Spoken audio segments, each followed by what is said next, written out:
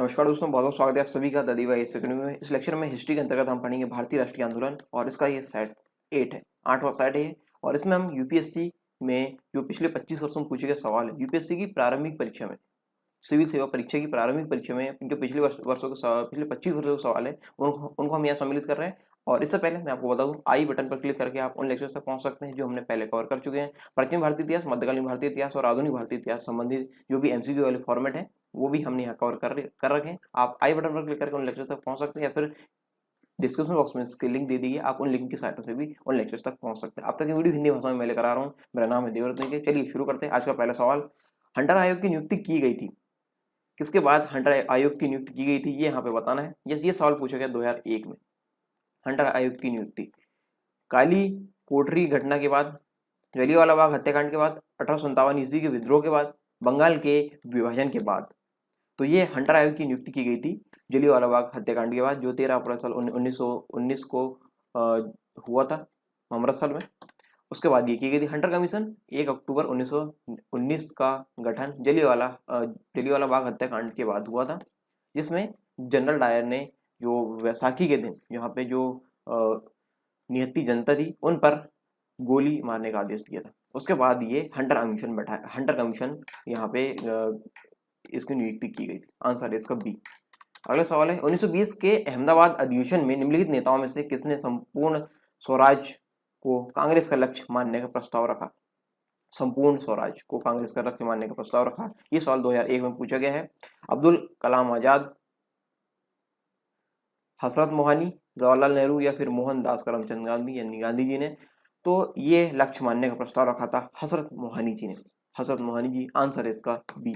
Answer है B. 1920 के अहमदाबाद अधिवेशन में संपूर्ण स्वराज को लक्ष्य मानने का प्रस्ताव हसरत मोहानी जी ने रखा था। आंसर है इसका बी। अगला सवाल, निम्नलिखित में से किसने प्रसिद्ध चटगांव शस्त्रागार में जो धावा हुआ था, धावा बोला गया था, इसको आयोजित किया था? किसने इसको आयोजित किया था?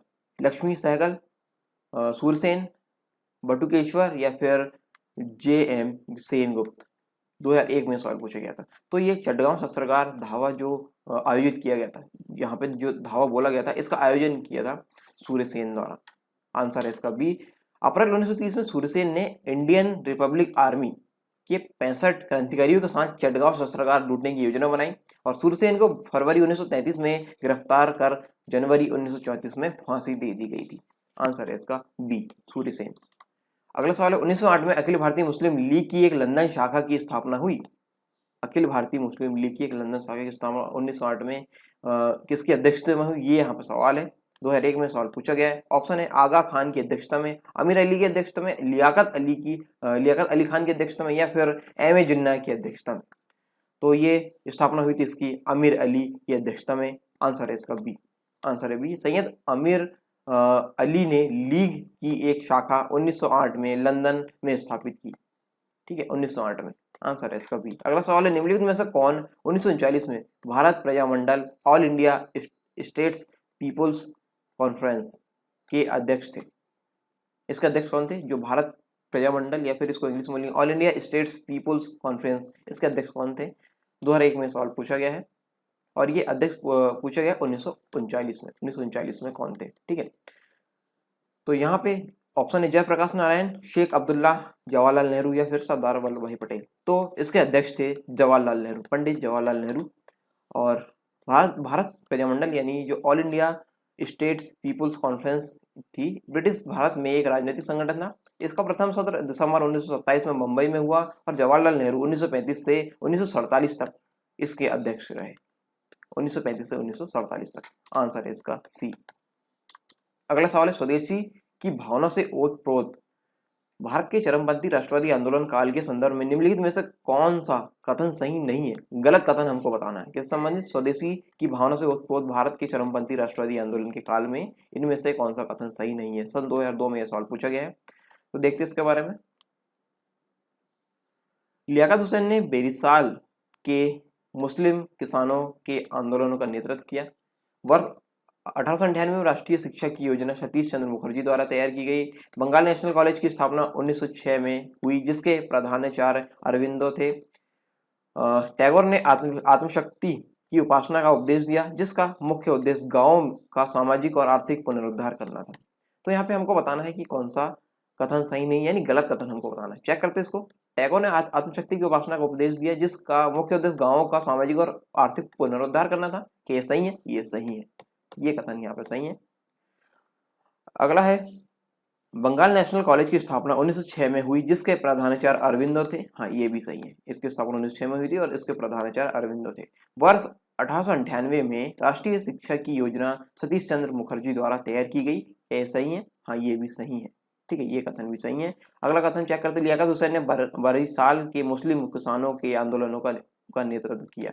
तो ये गलत है, ये ऑप्शन यहाँ पे गलत है। इसलिए इसमें हमको चूज करना था गलत वाला, तो गलत वाला ऑप्शन यहाँ पे ए है, इसका आंसर ए होगा। स्वदेशी आंदोलन पूर्णतः स्वराष्ट्रीयता से उत्प्रोत था। इसने आत्मनिर्भरता और आत्मशक्ति का नारा दिया।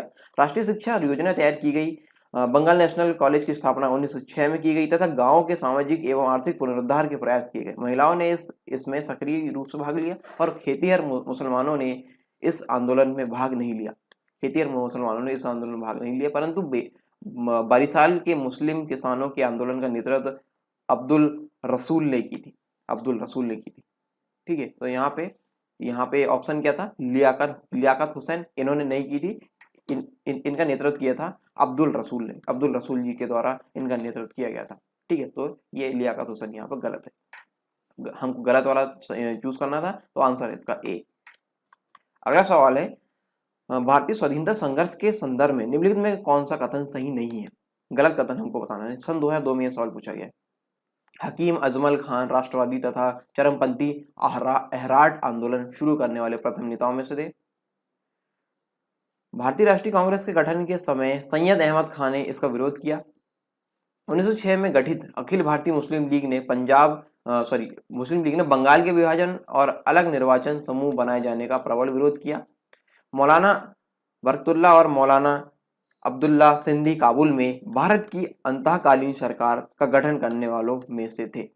तो हमको यहाँ पे बताना है इसमें कौन सा गलत है। तो गलत है यहाँ पे सी वाला ऑप्शन।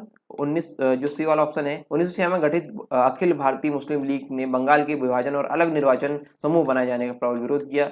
ये गलत है। ठीक है, सही नहीं है। ठीक है, सही नहीं है। ये मतलब जो सही नहीं है वो ये वाला, ये ऑप्शन गलत है। आंसर इस प्रकार प्रश्न का आंसर हो जाएगा सी। 1906 में गठित अखिल भारतीय मुस्लिम लीग ने बंगाल विभाजन एवं पृथक निर्वाचन समूह बनाए जाने का विरोध नहीं किया था। ठीक है, बल्कि इसका समर्थन किया था। इन्होंने इसका समर्थन किया था, इसलिए ये जो सी वाला ऑप्शन है वो यहाँ पे गलत है। ठीक है, इसलिए आंसर हो जाएगा इसका। हमको सही नहीं है, जो गलत है वो हमको बताना था। अगला सवाल है, 1935 ईस्वी के भारत अधिनियम द्वारा प्रस्तावित फेडरल यूनियन में राजसी प्रांतों को शामिल करने के पीछे अंग्रेजों की असली मंशा क्या थी? सन 2002 में यह सवाल पूछा गया है। अंग्रेजों की असली मंशा यहाँ पे क्या थी, ये हमको बताना है। चेक करते हैं। राजसी प्रांतों पर और अधिक और प्रत्यक्ष राजनीतिक और प्रशासनिक नियंत्रण रखना, उपनिवेश के प्रशासन में राजाओं को सक्रिय रूप से शामिल करना, अंग्रेजों द्वारा समस्त राजसी प्रांतों के संपूर्ण राजनीतिक और प्रशासनिक अधिग्रहण को अंततः प्रभावी बनाना, या फिर राष्ट्रवादी नेताओं के साम्राज्यवाद विरोधी सिद्धांतों को व्यर्थ करने के लिए राजाओं का इस्तेमाल करना। तो यहाँ पे अंग्रेजों की जो असली मंशा थी 1935 के भारत अधिनियम द्वारा प्रस्तावित फेडरल यूनियन में राष्ट्रीय प्रांतों को शामिल करने की उनकी असली मंशा थी राष्ट्रवादी नेताओं के साम्राज्यवाद विरोधी सिद्धांतों को व्यर्थ करने के लिए राजाओं का इस्तेमाल करना। आंसर है इसका डी। आंसर है इसका डी। 1935 के भारत अधिनियम द्वारा प्रस्तावित फेडरल यूनियन में राष्ट्रीय प्रांतों को शामिल करने के पीछे अंग्रेजों का असली उद्देश्य राष्ट्रवादी नेताओं के साम्राज्यवाद विरोधी सिद्धांतों को व्यक्त करने के लिए राजाओं का इस्तेमाल करना था। आंसर है इसका डी। ठीक है, आंसर है डी। अगला सवाल है, भारत के विभाजन के समय भारतीय राष्ट्रीय कांग्रेस के अध्यक्ष कौन थे? 2002 में यह सवाल पूछा गया है। भारत के विभाजन के समय सी राजगोपालाचारी, जेबी कृपलानी, जवाहरलाल नेहरू या फिर मौलाना अब्दुल कलाम आजाद। तो जो विभाजन के समय भारतीय राष्ट्रीय कांग्रेस के अध्यक्ष थे जेबी कृपलानी, और ये मेरठ अधिवेशन 1996 में आचार्य जेबी कृपलानी को अध्यक्ष चुना गया था भारतीय राष्ट्रीय कांग्रेस का। आंसर है इसका बी। आंसर है बी। अगला सवाल है, अगला और आज का आखिरी सवाल है, भारतीय इतिहास के औपनिवेशिक काल के संदर्भ में सूची एक यहाँ पे व्यक्तियों के संदर्भ में दी गई है, को सूची 2 विषय, इनके विषय संबंधी यहाँ पे दी गई है, के साथ सम्मिलित कीजिए और सूचियों के नीचे दिए गए कूट का प्रयोग कर सही उत्तर चुनना है। 2002 में यह सवाल पूछा गया।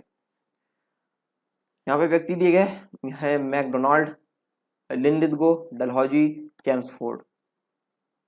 यहाँ पे है विषय डॉक्ट्रिन ऑफ लैब्स, ठीक है, डॉक्ट्रिन ऑफ लैब्स। और यहाँ पे है कम्युनल अवार्ड, अगस्ट ऑफर और डाइआर्की। तो यहाँ पे जो जोड़ी हम बनाते हैं वो हम देख लेते हैं किसकी जोड़ी किससे बनेगी। तो यहाँ पे मैकडोनाल्ड का संबंध है कम्युनल अवार्ड से, लिनलिथगो का संबंध है अगस्त ऑफर से, डलहौजी का संबंध है डॉक्ट्रिन ऑफ लैब्स से और चेम्सफोर्ड का संबंध है डाइआर्की से। तो यहाँ पे इस प्रकार ये कूट यहाँ पे बनेंगे, ठीक है।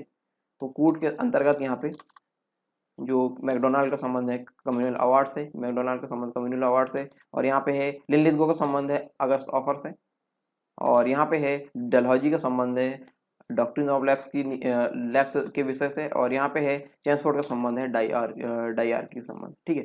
चेम्सफोर्ड का विषय मतलब जो व्यक्ति है उनका विषय यहाँ पे हम ले सकते हैं डाइआर्की से, ठीक है। विषय के अंतर्गत यहाँ पे जो सूची 2 में दिए गए हैं वो ये है, जिसके अंतर्गत जो ऑप्शन है इसका जो सी वाला है, ठीक है, सी वाला ऑप्शन यहाँ पे सही है।